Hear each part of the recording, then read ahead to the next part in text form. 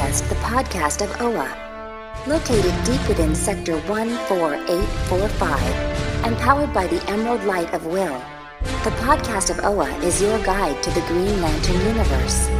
Hosted by Lantern Myron Rumsey, the podcast of OA begins now. Hey Green Lantern fans, you're listening to the podcast of OA episode number 179.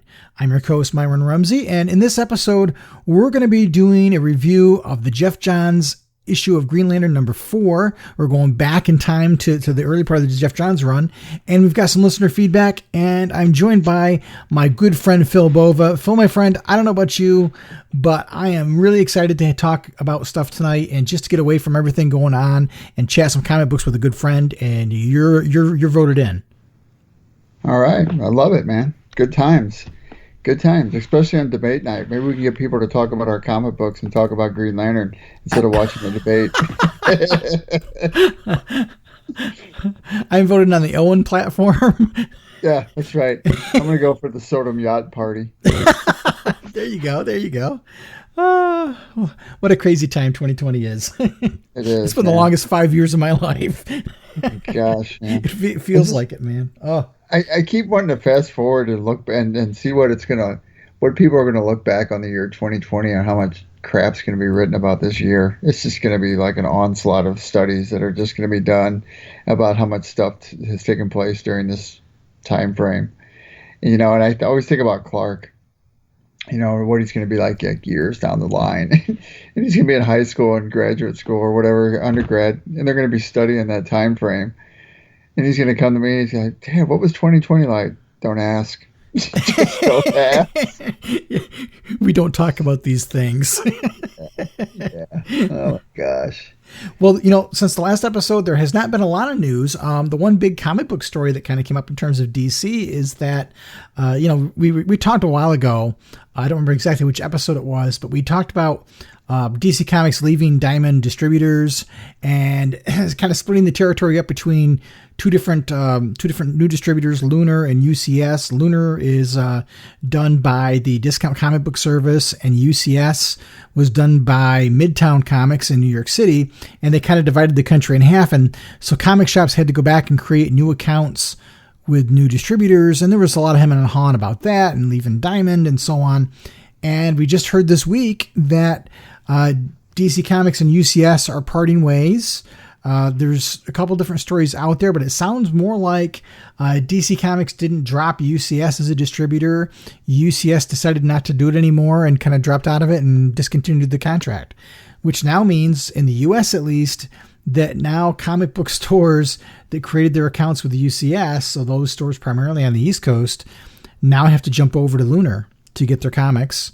And apparently DC is putting in a minimum order quantity in terms of dollar amounts, which might make it difficult for smaller shops, which isn't a good thing.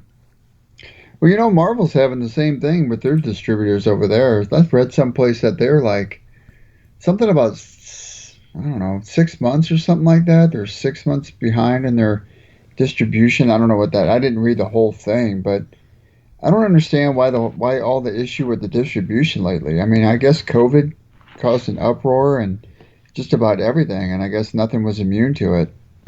I don't know. I know. At least for me, in my podunk little part of New York State, we've seen some slowness in mail delivery and so on. I know.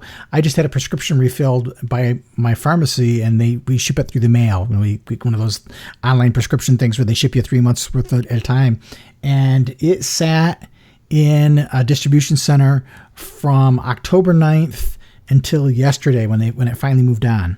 So it took about 2 weeks for it to get from a regional distribution center to be sent out. So it sat there for 2 weeks. And yet your big companies like Amazon have no problems delivering their orders. Right. I've ordered stuff off Amazon throughout all this COVID, and this stuff primarily came early. Yeah, it's just kind of wackadoo. But from what I've heard, some of the stories is that UCS was not doing as good of a job as Lunar. I know my local comic shop is going through Lunar, even though we're on the East Coast of things. And, not a damaged book. He said it was actually been better for him than Diamond, even though he's paying a little bit more between the two for shipping than he used to when it was just Diamond. But he hasn't had a single problem, no missing books, which he couldn't say from Diamond. The one thing I did hear is apparently a lot of comic shop owners are trying to petition DC to, rather than go completely to Lunar and have essentially a monopoly again, is to use Diamond or Lunar and give comic book stores a choice. I need to call Martin up there at Apotheosis and see what distributor he uses. I don't know if he said on that podcast we had him on. I don't think he came out with a name. No, I don't think at that point it was solidified exactly what people were going to do. But yeah, I'd be curious to see who he uses up there. Yeah, it would be interesting to find out what his experience might be. And then you have some news. You have a podcast appearance. Yeah, so I was a guest, and this was a while back, so they must have just finished editing and dropping it. So I was a guest on Adam and Donnie's Emerald Echo. We did a Green Lantern podcast on Jessica Cruz. It was just a little round table with three of us, and they know I'm a big fan of Jessica Cruz, and they had me on the show, and man, it was a couple hours. I want to say it was a couple hours. We talked for a while. But anyway, we talked about the prominence of the character in the mythology and her popularity. Now there's news that she's probably going to be on the HBO Max show or whatnot, and it was a good time, man. We had a great time. I need to listen to it again because it's been so long since I've recorded it. But we had a great time talking about it, and we talked about the points of what made her, what made her a crucial role, what made her important. Basically how she overshadowed Simon Baz. We bashed on him a little bit while we were on there, so that's always a good time. You could spend a good couple hours bashing on Simon Baz, but it was a good time. So you guys check it out. Emerald Echo, Adam and Donnie, two great guys. Can't speak highly enough about those two. Kind of like the Lantern cast. We got this trifecta of Lantern podcasts out there, and we're all good friends, and we jump over to the other ones to do some stuff, and they knew you weren't really a Jessica Cruz fan, so that's why we didn't have the Myron on the show as well. But it was a good time. But now I'm back home here at the blog of OA, podcast of OA, and now we're going to talk about some other stuff. There is a tidbit of rumor that I didn't know if you read about that I thought I'd bring up. Now, keep in mind, rumors are flying, so take this with a grain of salt. But I heard that the actor who played Jaime Lannister in the Game of Thrones is in talks to be in the Green Lantern series. Now, I don't know if it's series or movie, but it could be one or the other. I don't know if you heard that or not. I did hear the rumor. Somebody asked me about it today on Twitter, and I saw the rumor. And my only caveat is the source of the rumor. Some people say that she's very accurate. Other people say she's not accurate at all. So I don't know how to take it. But if he's going to be in the show, based on what I saw of him, I think he might be up for Guy Gardner. Yeah, Guy Gardner would be good. There's also talks about Alex Skarsgård. I think he'd be a good Alan Scott. Yeah, he would look the part. Definitely look the part. Yeah, but it's funny because all that stuff's going around now. So you'll see stuff pop up in your Twitter feed like who's the guy from American Pie? Stifler, Sean William Scott. He popped up about being Guy Gardner, and you can't laugh. You can't but laugh at some of these, these casting roles that people are going to start throwing out there, especially since the news came out that it's going to be released. And I did hear a tidbit of news about Ryan Reynolds' appearance in the Snyder Cut. Oh, really? Yeah. So I don't know the reputable source, but let me bring it up. But anyway, apparently there's supposed to be an announcement about Ryan Reynolds appearing in the Snyder Cut. So it's coming soon. Now it's on Cosmic Book News. Oh, well, okay, there you go. Never mind. Right. So ignore it. Yeah. So anyway, so apparently to summarize the whole article, they're talking about how Ryan Reynolds and Zack Snyder and Geoff Johns don't necessarily get along. Don't know the truth of that, but apparently that's one of the reasons why Zack Snyder brought Ryan Reynolds back to play the Green Lantern, because he wants to have another shot at the role, because he feels like that's the one that got away. Don't know. I think it's bull, but whatever. I hope he doesn't appear in anything. I hope he's done. I don't want to see him. There's two air quote news sources, and I use that term very loosely, right, that I kind of always kind of try to ignore, and one of them is Cosmic Book News, and the other one is We Got This Covered, because both of them totally make up crap for clickbait, and it's hard to. I don't know. I sometimes find it very difficult to read some of the stuff. And what happens is they'll come up with something and then somebody will repeat it. And then it starts gaining momentum because it gets repeated enough times that people start thinking it's the truth. And I think it does more harm than good. And let me reassure our listeners, this is all just rumor stuff. So, yeah. And you won't hear us spout any crap on here, and we'll call it crap right now because it is until it's factual and until it's validated. It's just crap news, and but hey, whatever. It's all good stuff to talk about. It's all fanboy crap anyway, right? So right. Well, everybody likes to hypothesize about what's going to happen with the franchise. Yeah, I think conjecture is good and so on. I think it's when people pass it off on news sites. I think it's one thing when you frame it as this is just a rumor or this is just speculation. That's one thing, but some of these sites try to put it. They can basically come up with a headline that makes you want to read the story because it makes it sound like it's fact, right? Or they've got an exclusive air quote from their air quote sources. I mean, you could make up anything and say that and get a few thousand hits and think, hey, I'm somebody now. But I don't know. I've never, whenever there's been stuff like that and I've written about it, I've always put rumor in the headline or speculation in the headline because I don't want people looking at me in the same way that I look at those sites. I tend to try to wait until things are officially announced, although I enjoy speculation or fan casting. That stuff is fine. Mm-hmm. It is. That's like the Jamie Lannister thing. Yeah. Who knows? Who knows? Also, before we start on the next segment, I just want to give a big shout out to Q. He knows who he is, and I hope he's doing well. And I'm just going to leave it at that. Big shout out to Q. I know he's going to be listening somewhere down the line, so just want him to know I'm thinking about him, and I hope everything's well with you and the family. Cool. All right, good sir. Well, we've got a comic book to talk about, and we've got some listener feedback to talk about. Cool. And you, of course, need to do your Know the Core segment. So let's jump into that next, and then we'll be back and talk about some Geoff Johns comic books. All right, sounds great. Listen up, Lanterns. It's time you took the oath with Green Lantern John Stewart. In brightest day, in blackest night, don't let the podcast of Oa escape your sight. Let those who worship evil's might beware my power. Green Lantern's light.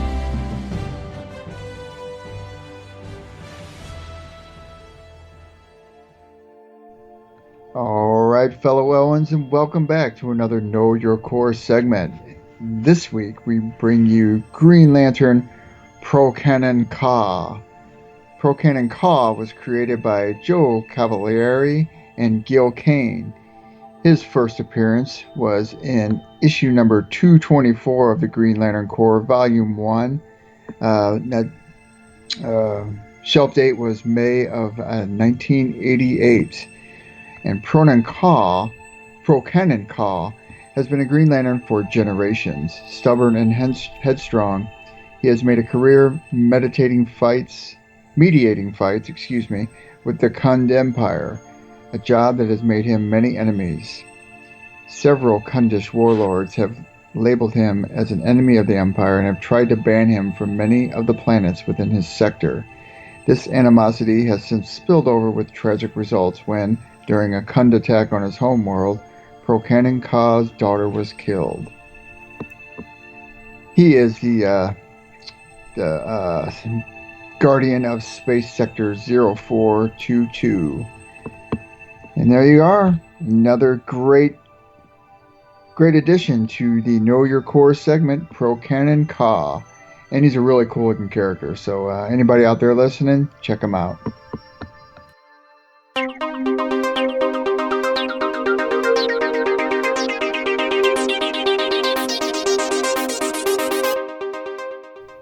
All right, Brother Phil. Well, the last time we talked about the Geoff Johns run, we had just finished issue number 3, which was the end of the first arc of the Geoff Johns relaunch of Green Lantern in 2005, post Green Lantern Rebirth. And issue 4 jumps back into some world building. Say that 5 times fast. Back into some world building, and we see some new characters, and we see some modern versions of some older characters. And for this issue, Geoff Johns is joined by his Green Lantern Rebirth partner, Ethan Van Sciver.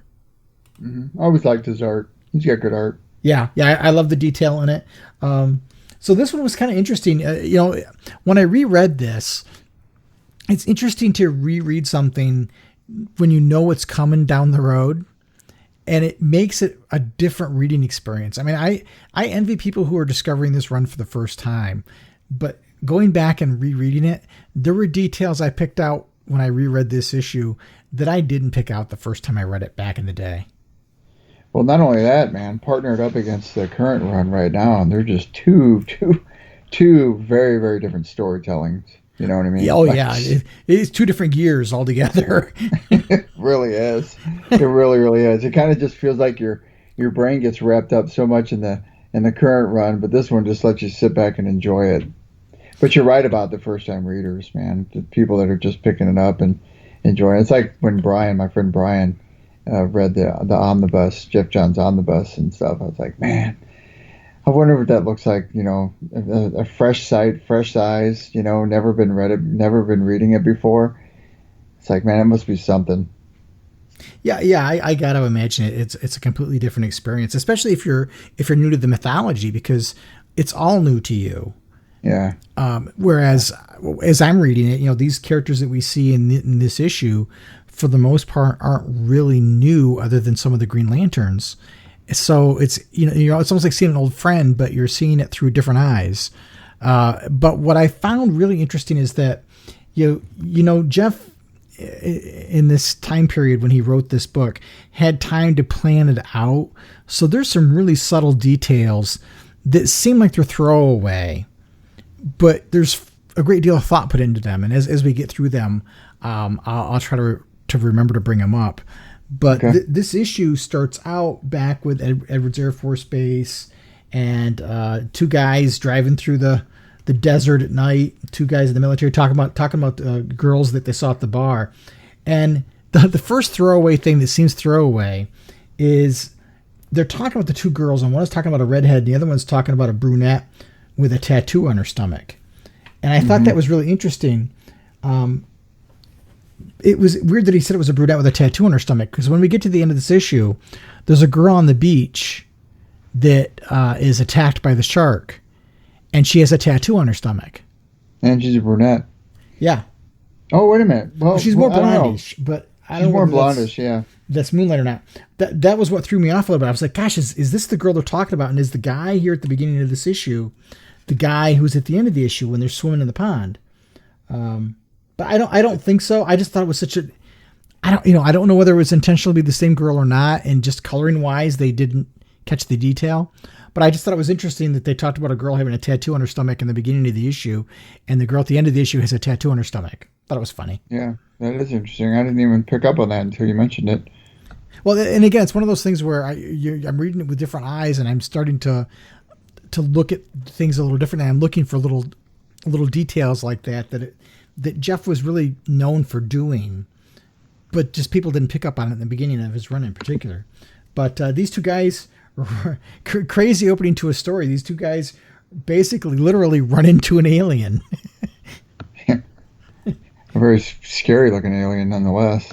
Yeah, he's very much the stereotypical Zeta Reticuli, Area 51 type of Roswell alien. And when they hit the thing, he's like, I just went out for a cigarette, is what he says. Totally throws you off. Yep. And then he cuts away from that and goes to Oa, which I thought was hysterical. And great relationship building with Kilowog and Hal. And then the re-membership of the Corps. Yeah, and this is like the first appearance of several characters. This is the first appearance of Badge. And you see another guy who looks like Arcus Chumok, but his name is Berir Watt. See, that does look like Arcus, though. Yeah, well, he died, so he's from the same species, and The little frog guy, he's new. I think his name is Grum, if I remember correctly. No, Grum is the guy who looks like a sleeve stack with the yellow head and the great big eyes. That's Grum. And that's not Bedig on the tree, is it? Yeah, that's it's okay. Badge. Yeah, and then the little frog guy is Locke and Nabura. So it's their first appearances, and this is the first time we see the whole white badge, white circle thing. Yeah, because they're new recruits. Yep, and that didn't exist in the old Silver Age books, so it was really kind of neat to see. And this is kind of building up the organic recreation of the Corps, because again, obviously, when we came out of Green Lantern Rebirth, the only Green Lanterns there were was Hal, John, Kyle, Guy, and Kilowog. And Ganthet. That's all there were. So Ganthet has kind of brought the Guardians back, and there are now some female Guardians, and you see all the rings flying out of the Central Power Battery off doing some recruiting, which is really cool. And, Hal's, of course, like, well, what's my job going to be? And Kilowog tells me, you and John Stewart are guarding the sector, and they really are more interested in talking to Kyle and Guy, probably as honor guards. And they've been, the Guardians are busy planning away, and Hal's there, and he flies down and sees these new recruits, and they, of course, are making fun of Hal because they have no idea who he is. He's an ugly Earthling. Yeah, I like what they say. I hear they never leave their home planet. They're born there and they're buried there. Yeah, I love it. It's neat because it's almost a reverse of the way it was, back in the day when Hal first meets the Green Lantern Corps. There's all this wonder and spectacle, and then you're kind of getting the other perspective now of the aliens and how they look at Hal. And Hal's wondering, gosh, do they know what I did?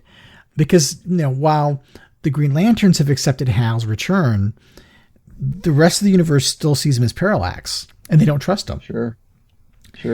And then Kilowog says, the universe is a damn big place. In the grand scheme of things, you just ain't that important. Yeah. But I love building their relationship. I thought it was interesting. One of the things that Geoff and Ethan Van Sciver were really kind of promoting was this idea that the Green Lantern uniforms are black as space. And you really see it in the coloring here. It's almost like there's a loss of detail to some extent, but it works. Mm-hmm. Especially with the outline of the green. Yeah. I think that really accentuates it really well. Mm-hmm. And it's neat that they kind of make fun of Hal, and Kilowog says it's not only bad that he's an Earthman, but he's an American on top of it. Which is great. And so then Hal challenges him to a fight in the mud pit. And they go at it, and Kilowog at first gets the upper hand, and then Hal kind of turns the tables on him. And this is, of course, a battle without rings. And then Hector Hammond enters the fray. Not only Hector Hammond, but General Stone. Yep. So Hector Hammond enters Hal's mind, and then Hal's ring goes off, and General Stone calls, and Hal goes back to Earth. And then we find out that this alien isn't an alien at all, but it's a human being who's been aged. And then you can't decide whether it was sent from the future or not. Yeah, which I thought was kind of interesting that they were having this debate about whether or not he was sent back in time. And I keep thinking how cool it would be to have a ring, like a Green Lantern ring, and just be able to like scan, something, just scan that. What is that? And then it automatically tells you what it is. That would just be so much fun. That'd be the only reason I'd want to have a Green Lantern ring. Oh, I can think of lots of reasons, but I guess it's kind of no different than your phone. You can take a picture or something, and it tells you what it is.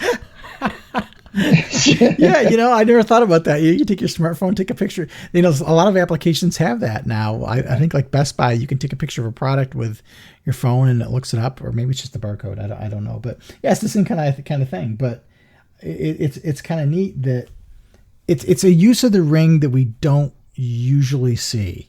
And again, I think this is Geoff Johns kind of setting the parameters for how the universe works. Yeah, it's cool. This whole building of the characterization in this is really, really first and foremost. And you don't really see that very much in the current run. I mean, it's just straightforward, just concentrating on Hal Jordan and his exploits right now. And there's not really a lot of character building going on. Yeah, it's different. I mean, this is obviously a case of where I think DC and Geoff Johns are at this point trying to reintroduce fans to the Green Lantern mythos because they've been off the shelf for a while, and we're starting fresh, kind of. So there's a deliberate creation of things and trying to inform the reader so that if they are new, if they jumped on board during Green Lantern Rebirth, if they're new to the mythology, this makes a great entry point. They're not relying on you to, if you look at the criticism of the Morrison run, they're not relying on you to have that knowledge already. It's very new reader friendly.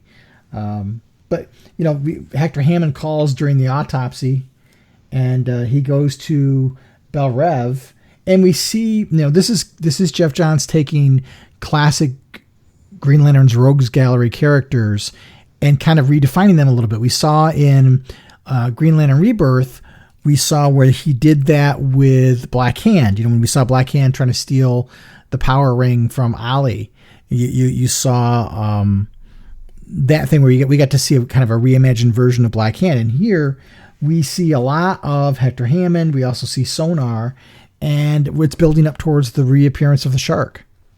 Mm-hmm. And they also show Black Hand in here when Hammond goes into Hal's mind. There's an image of him on there in the back. And I really like how Geoff builds up the relationship between Hal and Hector Hammond, because Hector Hammond can really not seem like a very, how would I want to say this? It's hard to almost see him as an adversary of posing much of a challenge when he can't really even move, but his powers are all mental. Well, he's not sinister in the way you would think a villain would be. Right. He's kind of like I liken him to a lot like Max Lord. I don't know if you know who Max Lord is over there. Yeah. The whole mind control thing. It's just it's a different type of villain. He's almost like a psychic voyeur in a way. Yeah. He doesn't. He really is. He doesn't have a life, and he's trying to. He really hero worships Hal, and he wants so much to be Hal, and you even hear him say it in this one when Hal's off screen is, I want to be you. But he basically tells Hal that he'll tell him what's going on with this alien, but you got to give me something in return, because he's not experiencing life. He wants to live one of Hal's past memories when he's on a date, and he starts to do that. And then Hector's like, you've just handed a bottle of blood to a vampire who hasn't eaten in 5 years, and he wants more. So he goes into it, and it's really a neat. I love this image that Ethan Van Sciver did, because you see Hal reeling backwards, and then you don't see his head. That's where the memories are coming out of Hal's mind, but graphically it looks like they're coming out of his head physically, which is really, really cool. And you see the Black Hand thing, like you pointed out. You see that. You see Hal and his dad when he's little. You see him kissing someone and on the date with this girl. And then you see the little creatures running up his arm, which we're going to, we'll see more of them in the next issue. But they're the alien species who have not only aged this person and basically evolved him more so than his normal time, but they're the ones that did to Hector Hammond what they did to him, which is evolve him. In the old story, Hector Hammond got exposed to an asteroid or a meteorite, and it evolved him and made his brain evolve and grow, and so he exponentially evolved on the human scale. And now what Geoff is saying is, well, it wasn't really just an accident. This was intentional by some alien species. Which, by the way, if I may, could have made for a more captivating storyline for the movie had they stuck with that kind of origin story for him. Plus, I think with special effects, they probably could have done a better job with Hector Hammond in that movie too. Yeah, but I don't want to digress too far. No, but I agree. There's a neat book that was about the making of the Green Lantern movie, and they showed some of the concept art for Hector Hammond, and they really did go to this size of head in the wheelchair thing. But I think they thought the audiences wouldn't like it, or that they would feel it was a little absurd. so they didn't go that route. And again, they tried to tie it to Parallax versus this is alien tampering and evolution, which I think plays off better. Yeah, right. It would. I mean, to any Green Lantern fan would know it would play. It would play better in that story format. I don't know, but that was one of the problems I had with that. Well, one of many problems I had with the movie was just I didn't feel like they really developed Hector Hammond that well in there. I feel like he could have been, I don't know, a more prominent adversary alongside Parallax. Yeah. I mean, I thought Parallax could have probably been used less, and Hector Hammond been used a lot more. Now, originally in the first draft of the script, Hector Hammond was the main adversary. Yeah, see, that's what I think that they should have stayed with that. I thought Parallax kind of just, I mean, to me, Parallax didn't do anything. I mean, it didn't do much as far as the scope of the movie goes. And if they would have just stuck with just Hector Hammond, and especially when this is just an origin movie to begin with, I felt like they would have scaled it back a little bit more instead of just trying to introduce two main adversaries at one time. Right. Well, and they tried to make Hector Hammond Hal's childhood buddy, which is not the case. You know, he was a rival. You know, he showed up at Ferris Air, and Hal saw him as a rival for Carol Ferris's attention. Which is a more believable story arc, you know. Right. But it's neat to see how Hal deals with Hector, because he doesn't deal with him as a physical threat. You know, he attacks Hector's mind so that he can feel pain, and then he becomes a physical threat. And then he leaves, and that bothers Hector even more. Yeah, and then you see that, oh, Hal, I want to be you. Poor guy. Yeah, he's one of those characters that, you know, he's an air quote villain. He's a sympathetic character in a way because he didn't ask for this to happen to him. Just that his way of dealing with it was not the best. That's kind of how I feel about Hank Henshaw, Cyborg Superman. Same way, you know, you feel for him as a character because he didn't ask for what happened and it was thrust upon him, and he's just making the most of what he can. Yeah. Well, and then you know we kind of leave the whole alien plot behind, and we jump back to Coast City, and you know there's an aircraft carrier in the bay, and basically they're trying to make Coast City viable again, so they're trying to bring business and stuff there. And you see this young couple kind of they're not skinny dipping, but they're out swimming in the moonlight. And the one guy gets attacked, and you see all these sharks swimming around. And boy, it's kind of a visceral scene. But I love the artwork that Ethan Van Sciver does in this sequence, where you know it's a 9-panel page, and it's a little grotesque for a comic back in the day. You know, this is 2005. But her facial expression when the guy's eyeball bounces off of her shoulder is spot on. I mean. Let's also mention the onomatopoeia there. Plip. Yeah. The little plip. Plip. Yeah. Yeah. Gross. You know, the guy gets attacked by a bunch of sharks. We don't see the shark. We see a bunch of sharks. So again, it's foreshadowing. And she's swimming for her life, and she gets on the beach, and she thinks she's safe. And the eyeball falls, and she sees it bounce off of her shoulder. And then you see the shark coming out of the water. The issue ends, and the guy's head and arm are sticking out of the shark's mouth as he's coming at her. Man, what a great image that is, though. I mean, that's a good Halloween image right there. You know? And it's her screaming. That's a classic image. I need to keep that. That'd make good for a good poster. Oh yeah, it would. And I love the redesign on the shark. Yeah, he looks cool. Yeah, agreed. I think one of the things that. You know, I know Ethan Van Sciver is somewhat of a controversial figure, but his design work was so great in this series. He designed so many things. He was a great artist on this run. You know, and like you said, controversial is one thing. I don't buy into that. You know, he is who he is, and it doesn't reflect on who I am. But you know, he did a good job on this run. Still a great artist. Always has been. I love his artwork.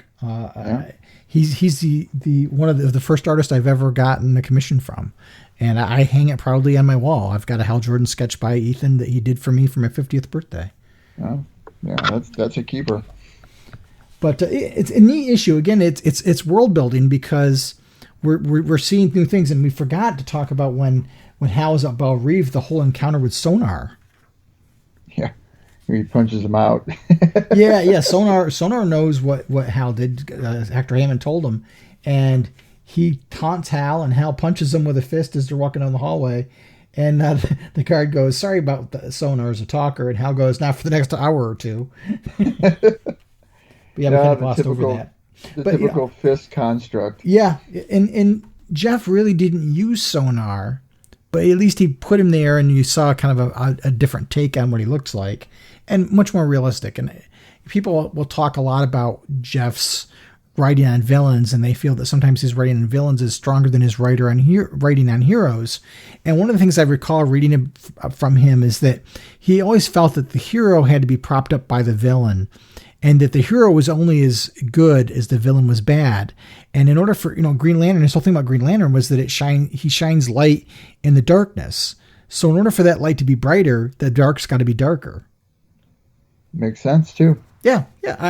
I've always enjoyed his writing, and I love the relaunch of this run, going back and rereading it, because it's interesting. I mean, there's a couple of details that I did want to bring up. In the beginning, when you see the rings flying off, when they get to Oa, there is, I'm going to flip back to that page real quick. You see the rings flying off, and it's Kilowog is talking to Hal. The rings are making their comments, and it says searching space sector 1417 for potential representative. Well, we know. Do you know what sector 1417 is? I don't. It's Sinestro sector. So that ring is bound for Soren Ignatu. Oh, that's a good foreshadow there. Yep. What's the other one there? The other one, searching space sector 2682. That's Thanagar. So that's either going to be Varth Sarn or Ismat Cole. Interesting. Those are the only two? Yeah, those are the only two spots that they did that. But again, it's a case of he could have thrown any numbers in there, but he made them be important. And if you didn't pick up on it, you don't pick up. I know I didn't pick up on it the first time, but this time I was like, well, geez, I wonder, because Geoff Johns later on in the run, you started to realize he doesn't do stuff for just doing it. There's always a reason behind it. Right. So I was rereading this issue. I was like, okay, I've got a 1417. Duh, that's Sinestro sector. I should remember that. And then the other one, I was like, well, which one is that one? And I looked it up. And I'm like, oh, so he's foreshadowing the arrival of Soren Ignatu and either Varth San or Ismat Cole. That's really, really cool. Wow. So I thought that was cool. But good issue. Good issue. Hector Hammond's cool as always. Yeah. Who knows what happened to that guy? I haven't seen him in a long time either. Yeah, we haven't. I think Robert Venditti did something with him near the end of his run, where Superman and Hal teamed up against Hector Hammond, and there was a whole thing about how come you don't kill him kind of thing, and Hal said I would never do something like that, and yada yada yada. But it was a neat issue, and again, it's a very world building. And as an old time fan, just to see those characters and see them reinterpreted for the modern era made me giddy. And you're seeing the Corps come back. For me, I went 10 years where I didn't have the Green Lantern Corps, and I actually walked away from comics. So for me, this was just so exciting because I'm like, it's back. What I love is back. Well, kind of think about that in today's standards. We're going how long now without the Green Lantern Corps? Right. Almost 2 years. Well, and again, what makes this interesting is not Hal, it's all the aliens. Like, I instantly want to know more about these characters. Mm-hmm. But throw a ring on another human, I could care less. Yeah, I agree. But anyway, we've got some listener feedback, so let's pause for a minute, and when we come back, we'll read some of your feedback. All right. This is Giancarlo Volpe, producer of Green Lantern, the animated series, and you're listening to the podcast of OA. And welcome back, everybody. So we've got a couple of pieces of listener feedback. The first one is from John, and he's talking about Green Lantern Season 2, Issue number 8. And he says that Issue number 8 was probably my favorite issue of the season so far. It was nice to see Grant Morrison's JLA Earth 2 Crime Syndicate make an appearance, as they were originally from the Antimatter universe back in the 90s prior to Infinite Crisis. My feeling is that Anti-Hal is on his way to becoming Anti-Parallax, so he can overthrow the Quadmasters and make everything right, parentheses wrong again, in his universe. It's going to be weird going back to normal writers after this series is over. I've really been enjoying taking the time to unpack these issues and figure out just what is going on. John, I appreciate that. I think the Morrison run, we've talked about it before, is somewhat divisive because there are people, when you contrast that to the Geoff Johns book we just talked about, it's a very light issue, the Geoff Johns issue, very light issue, easy to read, easy to follow, easy to know what's going on. It doesn't require any heavy lifting. You contrast that to issue 8, for example, where everything was backwards and then the dialogue for the positive universe characters was backwards. I think people struggle with some of that stuff. Some people do, some people don't. So I think some people get less of a reading experience because of it.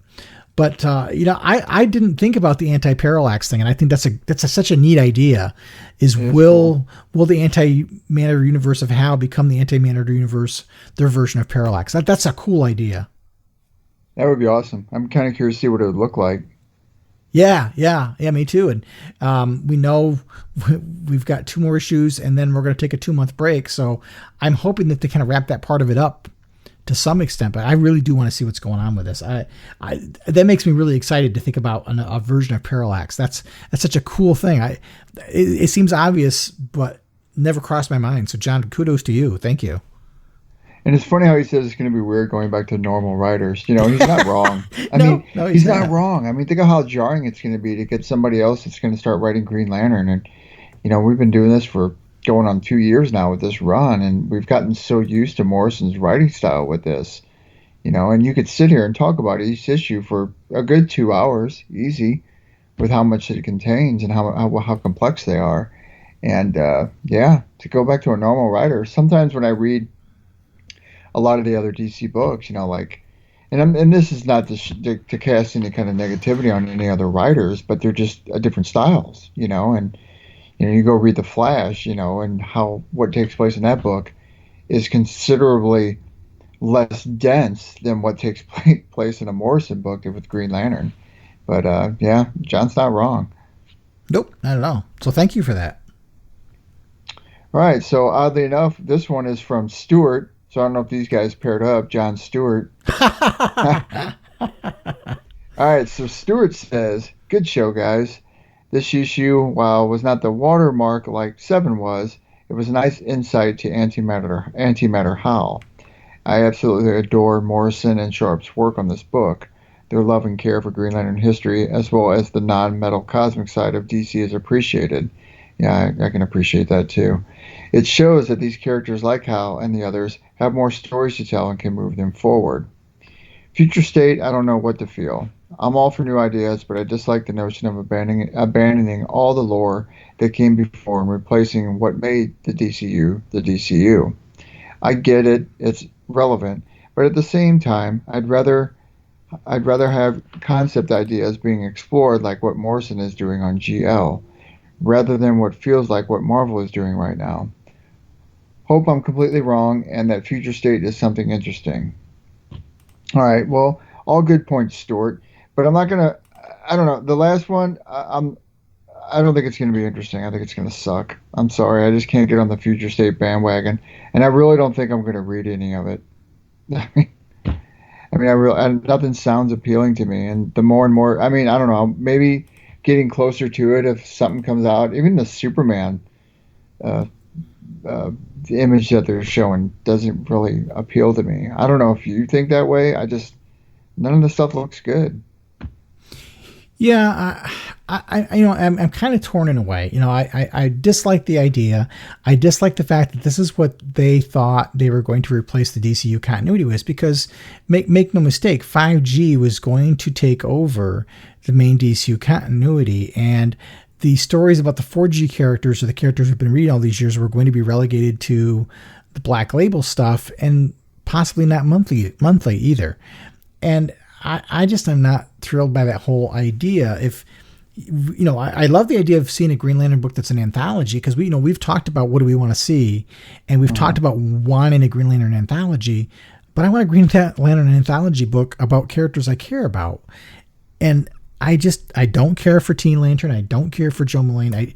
And in all honesty, I'm not a big fan of Jessica Cruz, but I don't care about either one of them. I would rather read about Hal and John and Kyle and Guy. And to me, even that's a lot. They can't create enough books to support those 4 characters, let alone the other 4. So, I can't get behind it. And I'm trying to wrap my head around, do I buy the issues so I can review them? But then I don't want to endorse the decisions and endorse this idea by giving them my money, because I don't want them to think that I like it, and I don't want to see more of it. So I'm kind of in a quandary about it, to be honest. I don't know. I'm not interested in any of it, and I'm going to be the first to say that. Now, I will say that I will give the benefit of the doubt, and if things get closer, if I do find something that I want to read, I'll be honest with Stuart here too as well.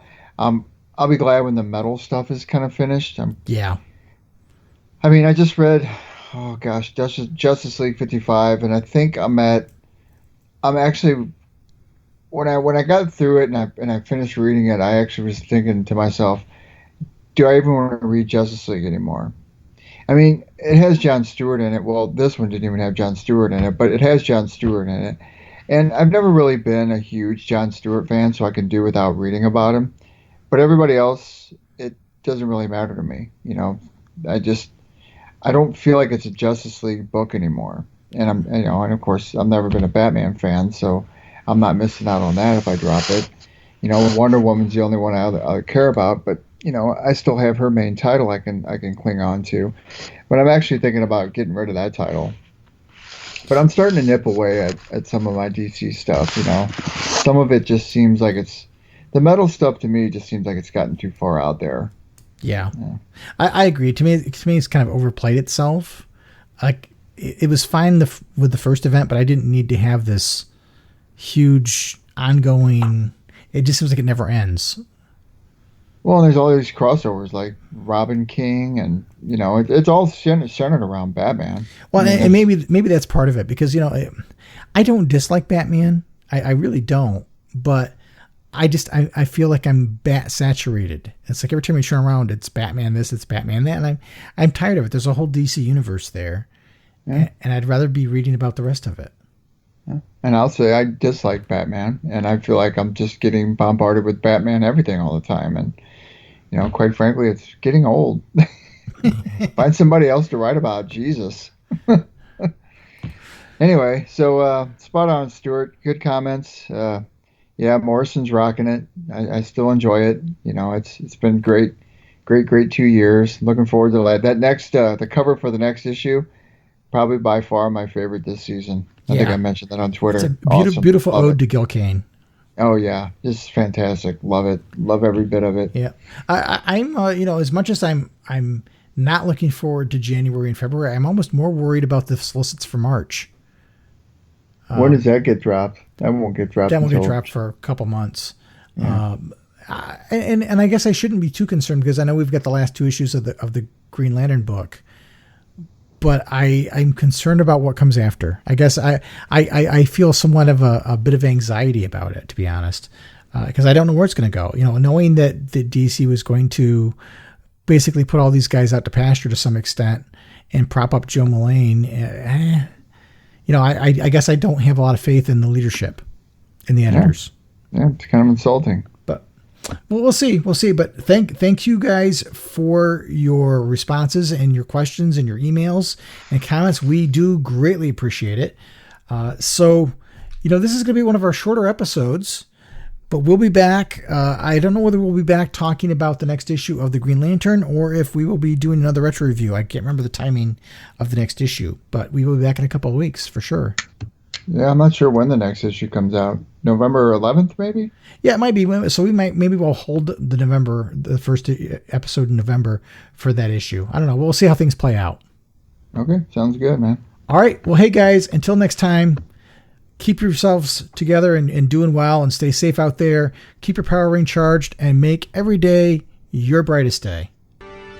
The Podcast of Oa is the official podcast of the blog of Oa and a proud member of the Comics Podcast Network. Share your comments and questions by calling the show's voicemail line at 406-POD-OA. That's 406-763-6362. You can send your emails to podcast@blogofoa.com. You can also find the Blog of Oa and the Podcast of Oa on Twitter and Facebook.